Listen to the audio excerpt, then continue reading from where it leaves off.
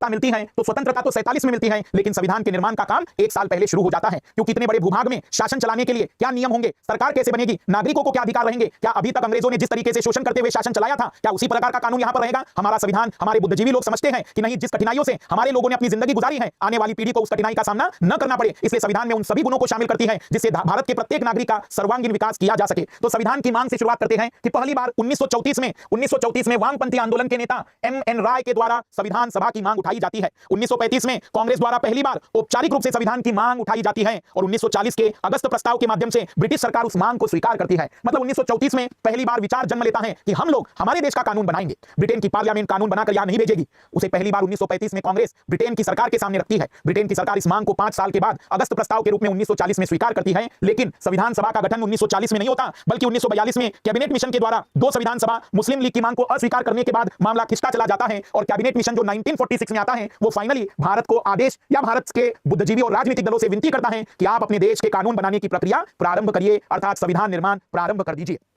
तो cabinet mission 3 लोग भेजे जाते हैं, lord Pethick Lawrence, sir Stafford Cripps, Alexander, Bharat में संवैधानिक सुधारों की रूपरेखा और केंद्र में एक टेम्पररी सरकार की स्थापना के लिए यह काम करते हैं। कैबिनेट मिशन के आधार पर संविधान सभा का गठन किया जाता है। पर हमारे देश में जिन लोगों ने संविधान का निर्माण किया वे लोग जनता के द्वारा चुने नहीं गए थे, बल्कि उन लोगों को राज्य के चुने हुए लोगों ने अप्रत्यक्ष रूप से, मतलब जनता ने चुना, प्रत्यक्ष रूप से राज्य के चुने हुए लोगों ने उन्हें चुनकर भेजा था। हर व्यक्ति को जनसंख्या के आधार पर संविधान सभा में भेजा गया था। मतलब संविधान का निर्माण करने वाले लोग डायरेक्टली जनता के द्वारा चुने हुए नहीं थे। संविधान सभा के सदस्यों की संख्या का निर्धारण जनसंख्या के आधार पर हुआ था। हर 10 लाख व्यक्ति पर एक प्रतिनिधि संविधान सभा में भेजा जाना था। देसी रियासत भी इसी आधार पर अपने सदस्यों को भेज रही थी, पर देसी रियासतों ने चुनाव नहीं किया था। राजा ने अपने जिस भी व्यक्ति को भेजना था उससे कहा कि जाओ तुम हमारे राज्य की तरफ से प्रतिनिधित्व करोगे।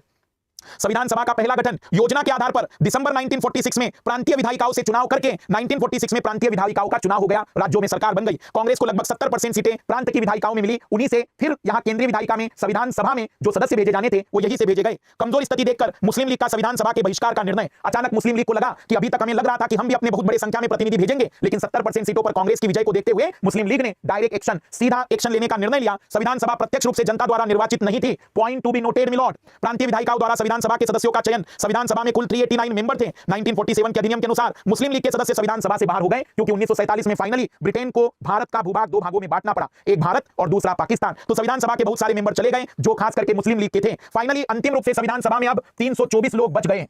324 लोगों में 235 मेंबर ब्रिटिश प्रांत, मतलब जो डायरेक्टली ब्रिटिश सरकार के अधीन का भूमि थी भारत में, वहां से भेजे गए, क्योंकि अब ब्रिटिश को तो छोड़ना है। तो अब ये पूरी तरह से यहां पर कांग्रेस का शासन था। और 89 मेंबर भेजे गए थे देसी रियासतों से। 235 और 89 मेंबरों को जोड़कर ये बन गया था 324 सदस्यों का आंकड़ा। हैदराबाद एक ऐसी रियासत थी जिसके प्रतिनिधि संविधान सभा में सम्मिलित नहीं थे। हैदराबाद 1948 में भारत में शामिल हुआ।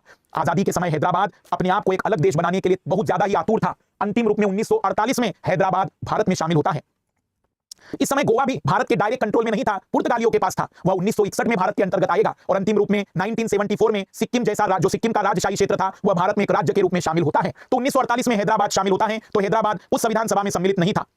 भारतीय स्वतंत्रता अधिनियम 1947 द्वारा संविधान सभा की स्थिति में 2 बड़े परिवर्तन किए गए। संविधान सभा को पूरी तरह संप्रभु बनाया गया। कुछ गंदे व्हाट्सएप वालों ने भले ही कुछ भी बातें कही हो, लेकिन यह बात अपने दिमाग में भर दीजिएगा कि संविधान का निर्माण करने वाले जो लोग थे वो किसी के अधीन नहीं थे, उनको किसी का डर नहीं था। इसलिए उनके द्वारा जो निर्माण किया गया होगा वह पूरी तरह से अपनी सूझबूझ और अपने अधिकार के अंतर्गत किया गया था। उन पर किसी प्रकार का कोई दबाव नहीं था। संविधान सभा भारत की केंद्रीय विधायिका भी बन गई थी। वही संविधान सभा जो देश के संविधान का निर्माण कर रही थी, वही संसद में बैठे हुए लोग भी मान लिए गए थे। मतलब देश की पहली संसद ने ही देश के संविधान का निर्माण किया था। तो 1947 में जब हमने संविधान सभा ने काम शुरू किया तो वही केंद्रीय सरकार भी बन गई थी। संविधान सभा की कार्यप्रणाली में सबसे पहले अस्थायी अध्यक्ष चुने जाते हैं, सच्चिदानंद सिन्हा। इस संविधान सभा में कई सारे लोग, 324 लोग बैठे हैं। इन 324 लोगों का एक चेयरमैन होगा। अस्थायी चेयरमैन सच्चिदानंद सिन्हा बनते हैं। फिर सभा चुनती है एक व्यक्ति को, डॉक्टर राजेंद्र प्रसाद, जो कि संविधान सभा के परमानेंट चेयरमैन बनते हैं। जैसे आज लोकसभा का स्पीकर होता है, समझ जाइएगा कि वैसे ही डॉक्टर राजेंद्र प्रसाद स्पीकर बन जाते हैं।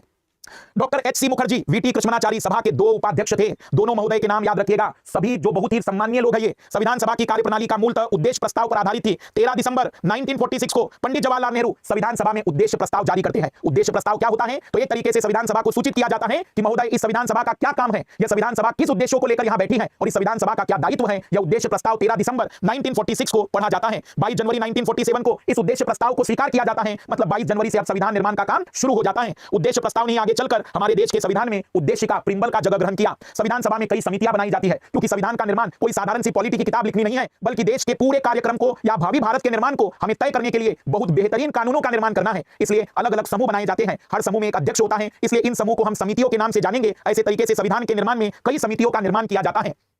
पहली समिति होती है संघ शक्ति समिति। संघ शक्ति का मतलब है कि केंद्र में जो सरकार बनेगी उसकी क्या क्या ताकत रहेगी, वो क्या क्या काम करेगी, उसके दायित्व क्या रहेंगे, उसकी जिम्मेदारियां क्या रहेगी। इसके अध्यक्ष बनते हैं जवाहरलाल नेहरू। प्रांतीय संविधान समिति सरदार वल्लभ भाई पटेल की राज्यों को क्या अधिकार दिए जाएंगे। प्रारूप समिति हमारे पूरे संविधान का कैसा प्रारूप रहेगा, डॉक्टर बी.आर. अंबेडकर जी। राज्यों के लिए समिति जवाहरलाल नेहरू जी। संचालन समिति डॉक्टर राजेंद्र प्रसाद। मूल अधिकार अल्पसंख्यक और आदिवासियों के अधिकारों पर भी सरदार वल्लभ भाई पटेल की समिति बनती है। ऐसा इसलिए क्योंकि भारत की आजादी में भारत के प्रत्येक वर्ग ने, भारत के प्रत्येक समूह ने भूमिका निभाई थी। हर व्यक्ति की अपनी अपनी इच्छाएं थी, हर व्यक्ति की अपनी अपनी आकांक्षाएं थी कि हमारा देश अब कैसा होगा, हमारे देश में हमारी कितनी बात रखी जाएगी, हमारा देश हमारे विकास पर कितना काम करेगा। इसलिए हर वर्ग, हर समूह के प्रतिनिधित्व को ध्यान में रखते हुए अलग अलग समितियों का गठन किया गया था। आइए जरा कुछ इंटरेस्टिंग फैक्ट के बारे में जानते हैं।